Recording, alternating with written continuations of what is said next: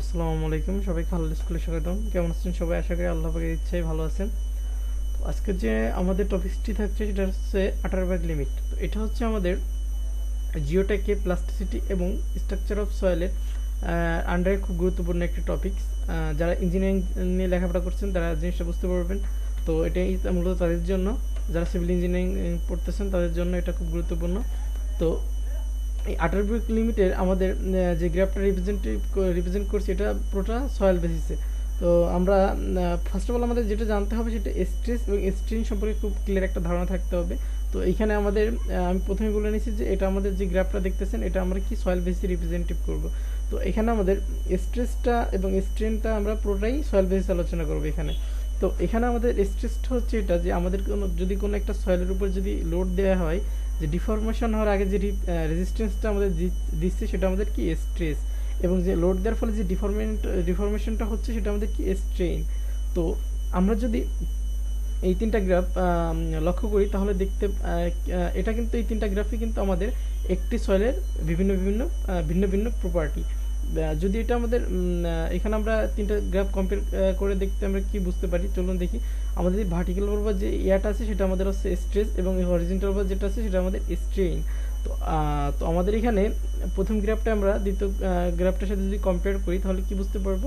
তো এখানে দেখেন আমি বলছি যে কোনো সয়েলের উপর যদি লোড দেওয়া হয় তাহলে সয়েলটা ডিফরমেশন হওয়ার আগে যে রেজিস্ট্যান্সটা আমাদের দিবে, মানে লোড অফ আমাদের রেজিস্ট্যান্সটা দিবে সেটা আমাদের কি হচ্ছে, সেটা আমাদের হচ্ছে স্ট্রেস হচ্ছে।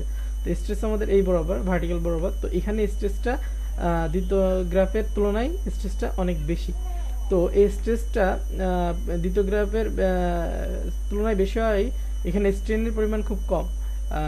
তো এখানে আমাদের দ্বিতীয় গ্রাফটা যদি আমরা লক্ষ্য করি এখানে আমাদের স্ট্রেসের পরিমাণ কম কিন্তু স্ট্রেনের পরিমাণ প্রথম গ্রাফের তুলনায় বেশি। আর এখানে আমরা তৃতীয় গ্রাফটা যদি লক্ষ্য করি তাহলে এখানে আমাদের স্ট্রেনের পরিমাণ একদম কি নীল হয়ে গেছে, মানে আমাদের এখানে স্ট্রেসের পরিমাণ একদম নীল হয়ে গেছে।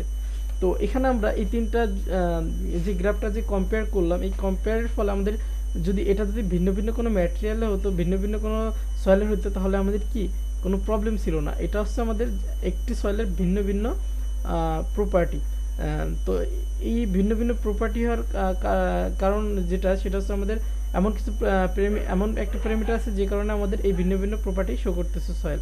তো সেই আমাদের প্যারামিটারটা হচ্ছে কি অর্ডার অফ কন্টেন্ট। অর্ডার কন্টেন্টের কারণে আমাদের সেই প্রপার্টিটার কারণে, অর্ডার অফ কন্টেন্টের কারণে আমাদের কি একই সয়েলের ভিন্ন ভিন্ন প্রপার্টি আমরা দেখতে পাচ্ছি। তো প্রথমটা যদি আমরা লক্ষ্য করি এখানে যে আমাদের সয়েলের যে পজিশনগুলো আছে, প্রথমটা সলিড পজিশনে আছে, দ্বিতীয়টা সেমি সলিড পজিশনে, তৃতীয়টা প্লাস্টিক পজিশনে, চতুর্থটা আমাদের কি লিকুইড।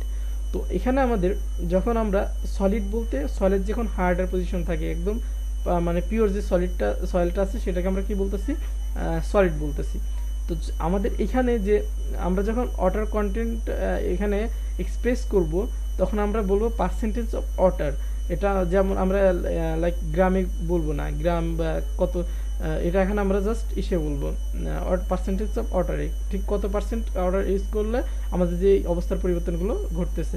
তো এখানে আমরা প্রথম যে সলিডটা আছে এটা কি আমাদের সয়েলের একদম যে ইয়ে আছে সয়েল, যে পিওর সয়েলটা যে হার্ডার অবস্থায় যে সয়েলটা থাকে সেটা। তো এখানে এই সল্ট পজিশনের যে সয়েলটা আছে এটার সাথে যদি আমরা সামান্য পার্সেন্টেজ অফ ওয়াটার যদি আমরা অ্যাড করি তাহলে আমাদের সেটা কিসে রূপান্তরিত হচ্ছে, সেমি সলিড রূপান্তরিত হচ্ছে। এবং সেমি সলিডের সাথে যদি আমরা আরও কিছু পার্সেন্টেজ অফ ওয়াটার অ্যাড করি সেখানে আমাদের কি প্লাস্টিক আপনাদের সয়েল হচ্ছে। তারপরে যদি আমরা আরও কিছু পার্সেন্টেজ অফ ওয়াটার অ্যাড করি সেখানে আমাদের কি হচ্ছে, লিকুইড সয়েল হচ্ছে। তো এই যে যে আমাদের সয়েলের যে ভিন্ন ভিন্ন ভিন্ন অবস্থান, তো এটা আমাদের যে অবস্থান এটার মূল কারণ কি water content, percentage of water, যে সয়েলের সাথে আমরা পার্সেন্টেজ অফ ওয়াটার মিক্স করার ফলে আমাদের এই ভিন্ন ভিন্ন ভিন্ন পজিশন হচ্ছে। তো আমরা এখানে একটা মনে রাখার বিষয় যে এখানে যে আমরা যে সলিডের সাথে যদি সামান্য পরিমাণ পার্সেন্টেজ অফ ওয়াটার মিশানো হয় তাহলে আমাদের সেটা কিসে রূপান্তরিত হচ্ছে, সেমি সলিডে রূপান্তরিত হচ্ছে। এবং এই যে রূপান্তরিত হল এটা কিন্তু ইনিশিয়াল বা পূর্বের অবস্থায় ফিরে যেতে পারবে না। যেমন আবার এখানে যদি আমরা আরেকটা এক্সাম্পল দিয়ে বুঝি, যে সেমি সলিড থেকে যদি সামান্য কিছু পার্সেন্টেজ অফ ওয়াটার অ্যাড করে যদি আমরা প্লাস্টিকে নিয়ে যাই তাহলে কি হচ্ছে, এখানে আমাদের আর যে সয়েলটা থাকবে সেটা কিন্তু আর পূর্বের ইনিশিয়াল অবস্থায় আমাদের যাইতে পারবে না। আর এখানে যখন আমাদের লিকুইড লিমিটে যখন লিকুইডে পৌঁছে যাচ্ছে সয়েল, তখনটা আমাদের কি হচ্ছে যে লিকুইড অবস্থায় যদি কোনো সয়েল চলে যায়, তাহলে এখানে আমাদের সয়েলটা পুরো ভঙ্গুর অবস্থায় থাকে, সয়েলটা পুরোপুরি ওয়াটার কন্টেন্টের সাথে ফ্লো করতে থাকে, যেটাকে আমরা বলি টেন্স টু মুভ। তো এখানে আমাদের আমরা যে ভিন্ন ভিন্ন প্রপার্টি সয়েলে দেখতেছি, যে soil, solid, semi solid, plastic, liquid, এটা আমাদের যে কীভাবে চিনবো যে এটা সেমি সলিড, এটা প্লাস্টিক, এটা লিকুইড। তো এটা চেনার জন্য আটারব্যাক সায়েন্টিস্ট আটারব্যাক আমাদের তিনটা কি দিয়েছে, লিমিট দিয়েছে, যে এই লিমিটে গেলে এই এই সলিডটা এই লিমিটের ভিতরে, এই সলিডটা এই লিমিটের ভিতরে, আর এটা তো তিনটা লিমিটটা আমাদের কি, প্রথমটা আছে শ্রিঙ্কেজ লিমিট।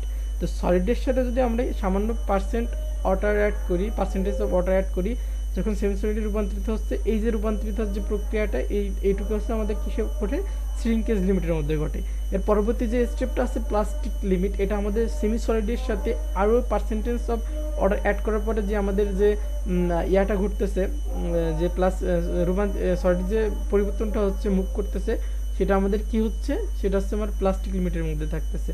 এবং এই প্লাস্টিক লিমিটের সাথে যদি আমরা আরও কিছু পার্সেন্টেজ অফ অর্ডার অ্যাড করি, সেটা আমাদের কি লিকুইড লিমিটের ভিতরে লিকুইড লিমিটের ভিতর পড়ে যাচ্ছে। সেটা এখানে লিকুইড লিমিটের জায়গায় আমাদের সয়েলটা পুরোপুরি ভঙ্গুর থাকে। এখানে আমাদের যে সয়েলটা থাকে সেটা পার্সেন্টেজ মানে ওয়াটার কন্টেন্টের সাথে পুরোপুরি ফলো করতে শুরু করে। এই হচ্ছে আটারব্যাক লিমিট।